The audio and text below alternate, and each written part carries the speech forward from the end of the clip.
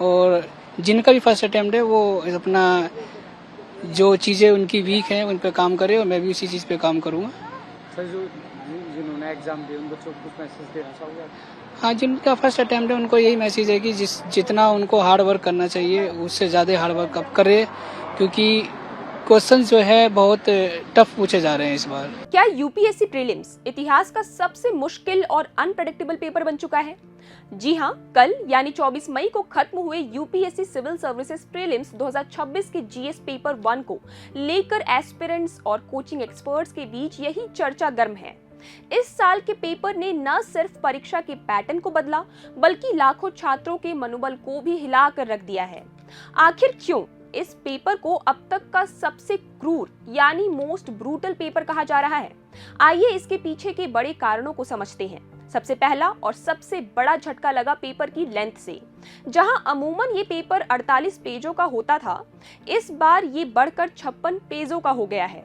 सवाल इतने लंबे और स्टेटमेंट हैवी थे कि छात्रों को उन्हें पढ़ने और समझने में ही बहुत ज्यादा वक्त लग गया। टाइम मैनेजमेंट इस कदर फेल हुआ कि कई छात्र तो पूरा पेपर पढ़ तक नहीं पाए। रही सही कसर इस बात ने पूरी कर दी कि जो पारंपरिक एलिमिनेशन टेक्निक्स छात्र सालों से सीख रहे थे, वो इस बार बिल्कुल काम नहीं आई।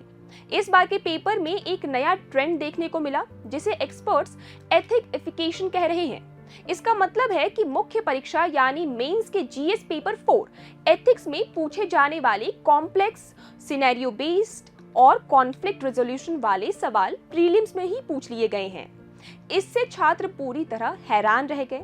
इसके अलावा इकोनॉमी और टेक्नोलॉजी के विषयों को इस तरह आपस में मिलाकर पूछा गया कि इसके लिए केवल रटने से काम नहीं चलता, बल्कि डीप अप्लाइड रीजनिंग की जरूरत थी। वहीं अगर हिस्ट्री की बात करें तो एंशिएंट हिस्ट्री और आर्ट एंड कल्चर में बहुत ही गहरी फैक्चुअल नॉलेज टेस्ट की गई थी। अमरावती स्तूप की आर्किटेक्चर से लेकर रीजनल हेरिटेज के ऐसे सवाल थे जिन्होंने अच्छे अच्छे धुरंधरों को सोचने पर मजबूर कर दिया। अब बात करते हैं उस सवाल की जो इस समय हर एस्पिरेंट के दिमाग में घूम रहा है। कट ऑफ क्या रहेगी? दोस्तों, पेपर की भयंकर कठिनाई और छात्रों द्वारा किए गए कम अटेम्प्ट्स को देखते हुए कट ऑफ में भारी गिरावट की उम्मीद है। ला एक्सीलेंस जैसे एक्सपर्ट्स के प्रतिष्ठित कोचिंग प्लेटफॉर्म्स का अनुमान है कि इस बार जनरल स्टडीज की कट ऑफ इतिहास के सबसे लोएस्ट में हो सकती है। इसलिए अगर आपके अटेम्प्ट्स कम हैं तो घबराइए मत, इस नाव में सब आपके साथ ही सवार हैं। तो अब आगे का रास्ता क्या है? सबसे पहले तो एक्सपर्ट सभी कैंडिडेट्स को यही सलाह दे रहे हैं कि पोस्ट एग्जाम एंजाइटी यानी परीक्षा के बाद के तनाव से बचें। जो होना था वो हो चुका है।